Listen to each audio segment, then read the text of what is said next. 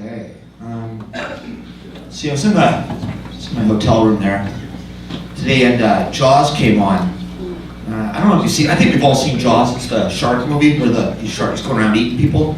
And I hadn't seen it in about 10 years. And it was at this point where the Jaws eating like 3 people, and only the sheriff and the mayor know about it at this point. But they decided they're not going to tell everyone because it's 4th of July, and Amityville Island, this little beach town, that's when they make all their money.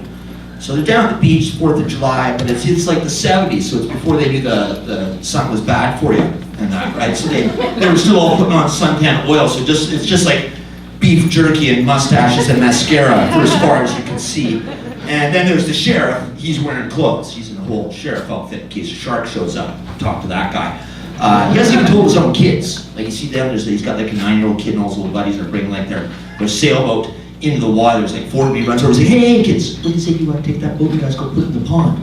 I'm like, Dad, the pond's for little kids. Like, just do it for the old man, right? So they head off to the pond. So then all of a sudden you see the pond is just this little canal that goes off the beach, and there's a little pond off the ocean where all the kids can play in their boats.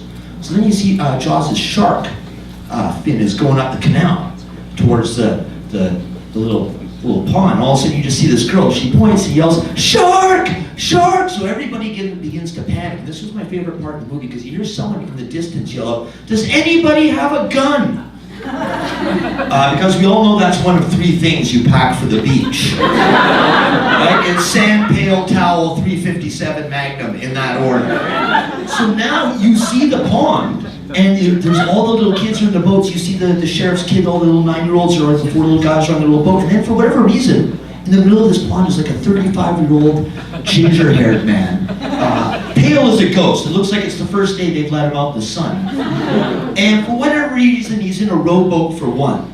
Right? So you just see him, you see the kids in the boat, it's like, hey guys, what are you up to over there? That's pretty nice. And it's like, oh my God, maybe I'll play a game of Call of Duty. And all of a sudden, Jaws just comes out of nowhere and eats this guy and pulls him back down into the ocean. It's like, holy Christ, Jaws just saved those kids from a pedophile. Way to go, Jaws! I had no idea this was a hero movie. Yeah, it's one great shark. It's a great white. What else I got? I went to jail a while ago. Not for anything bad.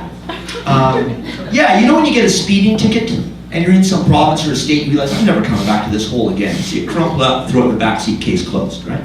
So I did that in the state of Oregon about 2003. So I was going through May 2009, so just over 4 years ago. I got pulled over. It's like Friday night about 10. The cops take my license and registration. They come out like, Damon, we got a little problem here.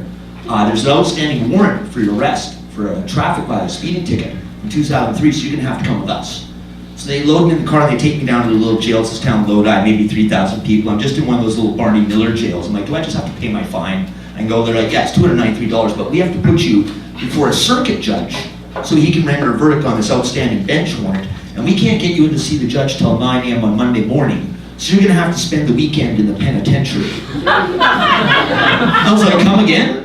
Right? I'm going to the big house? Right? It's just for the weekend, not that bad, not that bad. So they put me in the orange jumpsuit with the waist shackles, the wrist shackles, the whole bit, and then they sent around one of those police van and paddy wagons at the end of the night to pick up all the guys from the little jails to take them up to the penitentiary for the weekend. So they just open it up, they got these bunch of guys all clipped together on this bench. So they just clip me on, and then we go around adding guys. We form like this prisoner conga line while we ride up to the jail.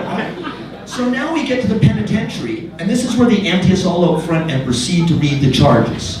So the first guy has aggravated assault and concealment of a weapon. Second guy, murder. Comes to me, traffic violation. Oh my God, I'm the bitch for sure, right? So they're going down the thing, they come to this guy on the end. He has illegal possession of flammable goods, arson, sodomy of the tenant, flee the scene of the crime, return to the scene of the crime, theft over $5,000. That's when he leans forward. He's like, hey, I'm no thief. It's like, oh my God, he didn't deny the sodomy charge. I hope I'm not bunking with this guy for the weekend, right?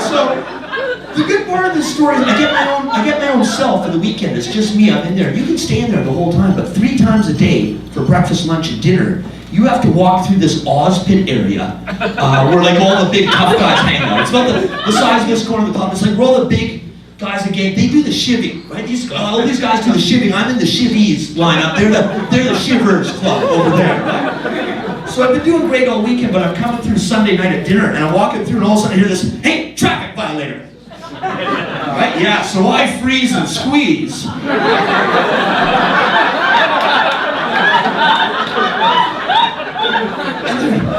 And there's this giant guy with tribal tattoos who's waving me over the corner. I recognize him. He's a parole violationist from the ride up. So I'm thinking, I'll get in with these guys. They're playing smokes for cards and stuff. I'll be part of the gang, and that way if the sodomist shows up, I'm covered. So I get over there. They're not playing cards. They got a Monopoly game out. They're like, sit down. You're the top hat. And for whatever reason, this is where I get tough in jail. I'm like, no, man, forget that. I'm always the race car. You might be a race car on the outside. On the inside, you're a top hat, pretty boy. Sit down. So now I'm not trying to cause trouble. I'm just selling stuff. I'm not causing any trouble. I got my head down on a plan. So I land on the go to jail square. Go directly to jail. So now I'm just sitting in jail. But I've got the get out of jail free card, so I use that. And then I asked the guys, you ever think about using this? And they're like, what do you mean? I'm like, to get out.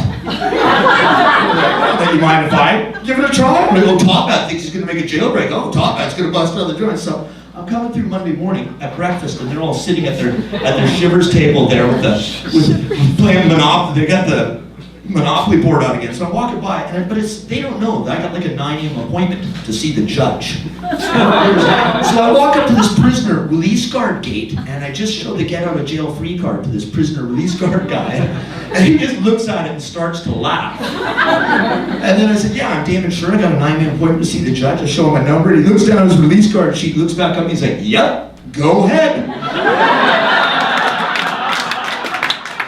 That's been a lot of fun. I enjoy the rest of the stuff.